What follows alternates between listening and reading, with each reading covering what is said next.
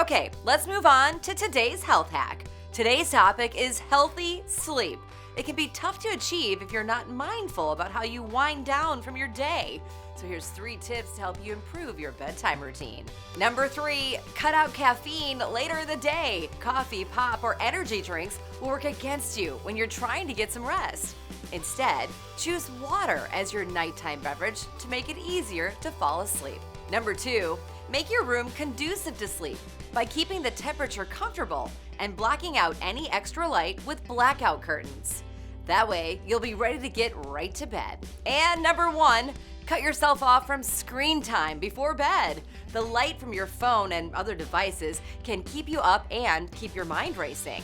Instead, try reading or meditating to help you fall asleep. For more health hacks, just head to our website, livinghealthytv.com.